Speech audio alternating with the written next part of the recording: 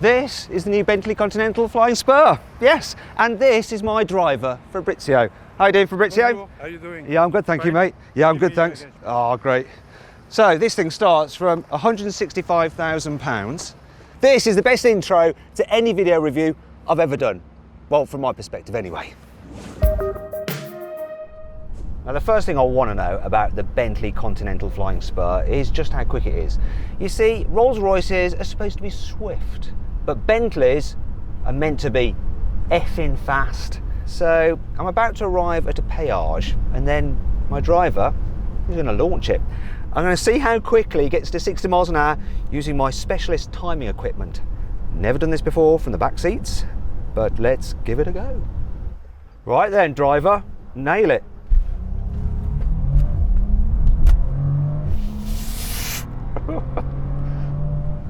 And I've got a reading, people.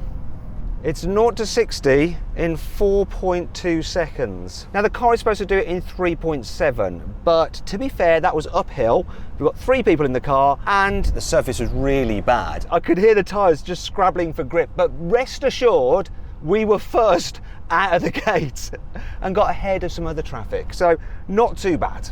I'll take that. It's a Bentley for sure.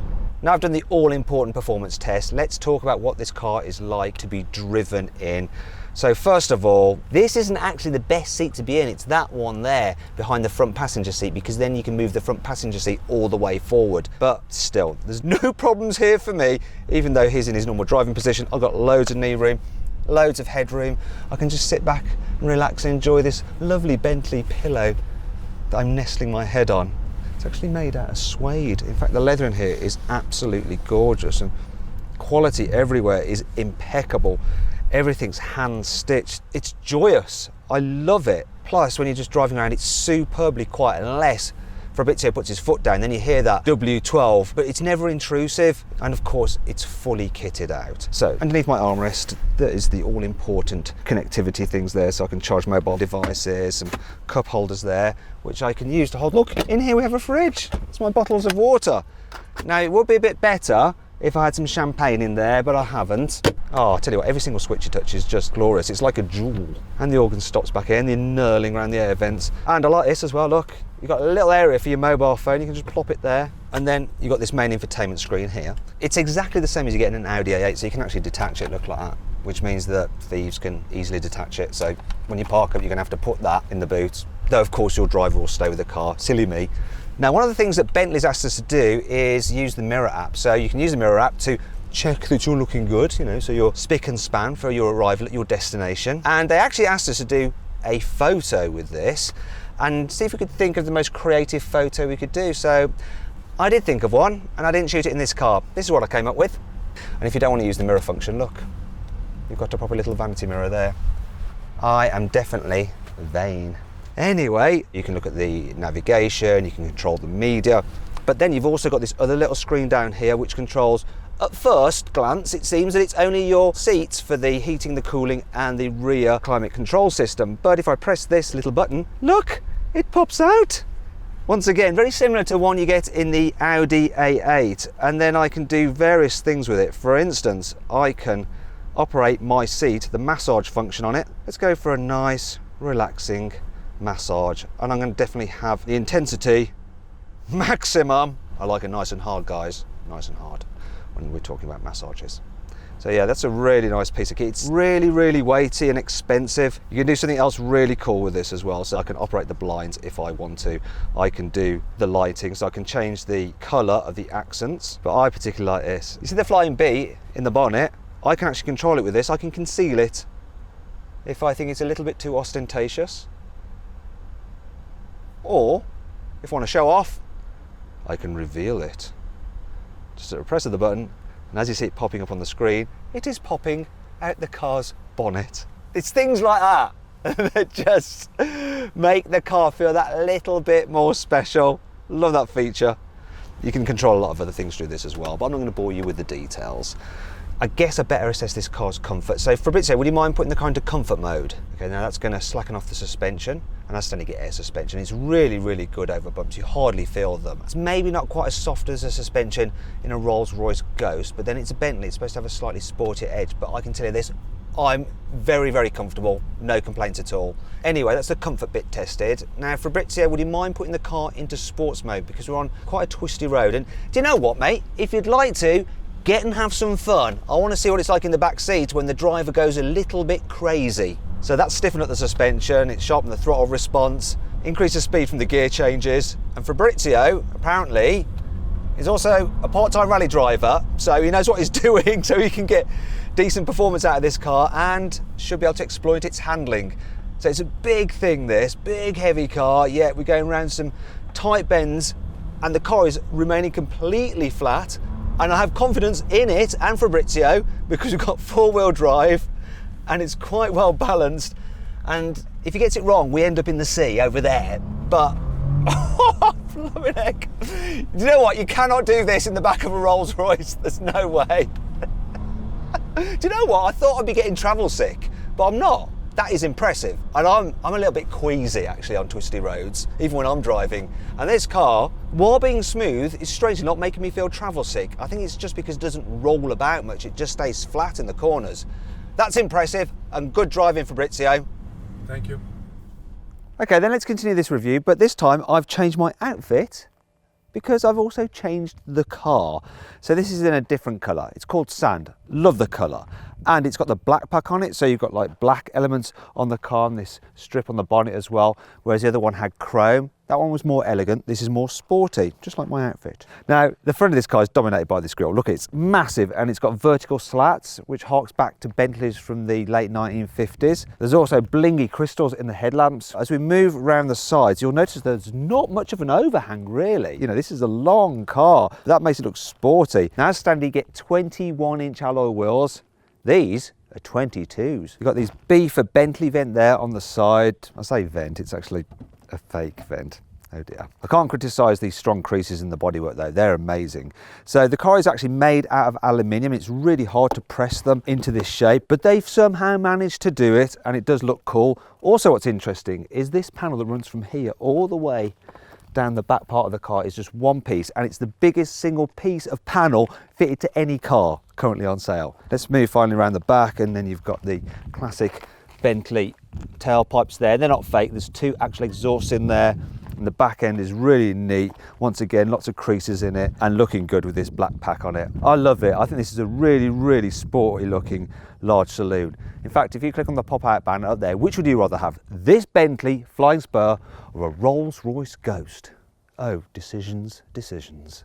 Welcome to the interior of the Bentley Continental Flying Spur, and it's just as glorious as the outside. The design is very similar to that in the Continental GT. However, there are a few differences. For instance, you have what's known as Texas-style air vents in the centre rather than the bullseye design, and the centre console is slightly lower as well, but I do like the way that it's designed to look like it's floating. I love it. I love Bentley interiors though, so I'm a bit biased. I mean, quality in here, I mean, it's almost childish to talk about it, but everything is super lovely. I mean, there's leather everywhere in this car. I love the wood as well. I don't normally say that, but the wood looks good. And then there's this metal strip that runs around the car, and all the detailing, like the metallic bits, the knurling here on this particular car, the Bentley clock, the feel of the steering wheel is glorious as well. Also, the carpets are so thick that it makes me want to drive barefoot. No! God, please, no! The only thing I don't like is the fact that these buttons just remind me of those in an A3. They're identical. Also, we've got digital dials, which I kind of wish that this had analog dials, but they do look cool. And of course, there's a lot more functionality with the digital dials. In fact, this system is pretty much identical to the virtual cockpit you get in Audis. It's just got some Bentley graphics on it. That brings me on to the main infotainment system, which is a huge widescreen, which is very similar to the system in a Porsche Panamera, and it's generally all right, though some of the icons can be a bit hard to hit while you're driving along, and the navigation is okay, and it comes with Apple CarPlay and Android Auto as standard. Now let's talk about functionality here in the front. So this car's got a wireless charging pad, which is great for me and my Samsung. However, if you've got an old phone, then you do have two USB charging points. They're neatly hidden actually, I like that, and there's a 12-volt socket there and a proper cigarette lighter. Yeah, for lighting your Cuban cigars. Then there's the layout. So It's all very simple to operate the climate control because the actual temperature is in the dials here. Then you've got the cooling and heating for the seats. And the seats are very, very comfortable. There's loads of electrical adjustment in them, so you're going to be able to get comfy whether you're big or small. And there's plenty of adjustment in the steering wheel. Once again, it's electric. Then there's the practicality, so decent sized door bins. Look, I can fit that in there. And there's a neat little place just down here, there's one on the other side as well, where you can keep the big Bentley key. Where are the cup holders though? Well, don't worry, they're hidden under here. Now, they are quite deep, so that's quite a tall coffee cup, and that just fits, but there is a risk with small ones that you'll just end up removing the lid when you're trying to remove the cup. Moving on to the glove box, it's not that big, but it is refrigerated, which means you can keep your drinks cool. Right, let's talk about this car's practicality. Now, I love how you open the boot by pressing the B. Super cool. And as you can see, the size is all right and the opening is quite large. You have this metallic scuff plate here, so when you're having to lift things over the lip, you don't damage your paintwork. It's got nice thick carpet in here. Yeah, it's very thick for a boots carpeting. And you've got some tie down points. You've got a 12 volt socket as well. Under here, there's not much apart from your stuff. And you'll notice there's, the fridge eats into the boot space. In fact, the boot capacity is about 15% smaller than a Rolls-Royce Ghost and Mercedes Maybachs. Oh dear, and that brings me on to 5 annoying things about the Bentley Continental Flying Spur. If you want fully auto cruise control, then you're gonna have to pay extra for it, which is a bit cheeky on a car that costs this much when it's standard on a Toyota Corolla. Also, options are very expensive. It's all too easy to spec this car up way beyond £200,000. I know this car is hand built and everything, but the way that metal strip on the dash doesn't quite line up with the one that goes in the door is really doing my head in, even from here. The new dual clutch automatic gearbox isn't quite as smooth at pulling away from a standstill as an old-fashioned torque converter auto. Now, admittedly, I'm hamming this up a bit to just illustrate to you my point. However, when you're driving along at speed and you're accelerating, then you suddenly lift off the throttle, it does sometimes give you a weird jolt, which is a bit uncharacteristic for a luxury car. Well, you think you may be able to lift this up for some extra storage space. No, it doesn't budge at all, but you can slide it forward, but then there's a problem with that, as I'll illustrate now. While there is a middle seat here in the back, it's certainly not Bentley comfortable. Yeah, you're going to resent the people sat in these 2 outer seats. Thankfully, this car has plenty of cool features to help make up for all this. Here's 5. Fed up of being distracted by modern technology while you're driving? Well, why not have a digital detox? With the press of a button, you can rotate this round to some old-fashioned dials, or if you want to, just get rid of it entirely. That's better. The Flying Bee bonnet mascot took 2 years to design, and you can get it with crystal inlays in the wings, and they actually illuminate at night. How cool is that? The Flying Spur gets the same brakes as the Continental GT, and that means it has 420mm iron discs at the front, which are the largest fitted to any production car. This is the fastest saloon car in the world with a top speed of 207 miles an hour, and it does that in 6th gear. 7th and 8th gear are just for improved economy. You get rear wheel steering as standard, which means the back wheels turn in the opposite direction as the fronts when you're going slowly to make this more manoeuvrable, and then they go in the same direction as the fronts when you're going faster to improve stability. You also get active anti-roll bars which decouple when you're going along a straight to help make things nice and comfortable. So what happens when you've got a long journey and you really can't be arsed to drive yourself? Well, all you have to do is engage the automatic cruise control, which will keep you a safe distance from the car in front and do the steering for you. However, if you take your hands off the wheel, it can tell there's no resistance from your hands and it will eventually disengage. But I have a solution. You see these Bentley ashtrays, they're solid metal, so are really heavy, and if you wedge them in the steering wheel like that, provides enough resistance that the car thinks you're holding the steering wheel, so it doesn't disengage. So you can just sit back and relax and enjoy the drive. Still working. Still working. Still working. Yeah, don't do this at home. It's just for illustration purposes. Anyway, Fabrizio, you're fired. When you finally get onto an interesting piece of road, you're going to want to take the controls back yourself, because this is actually a surprisingly fun car to drive for such a big luxury saloon. So I'm going to switch it into sports mode, and there's a noticeable difference between comfort and sport in terms of the throttle response, the steering weight, and especially the suspension. It's amazing how much it grips actually through the corners. Now, one of the reasons for that is that Bentley has actually moved the engine slightly back, and it's shortened the old W12, so the balance is better than before. Also, when you got in sports mode, it really limits the amount of power that goes to the front wheel, so it's effectively rear wheel drive. I reckon this thing will drift, but I can't do that today.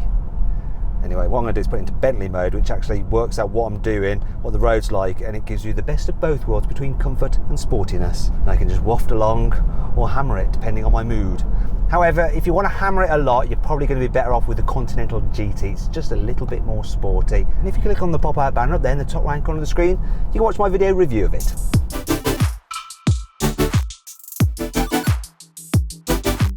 So then, what's my final verdict on the Bentley Continental Flying Spur? Should you avoid it, consider it, shortlist it, or just go right ahead and buy it?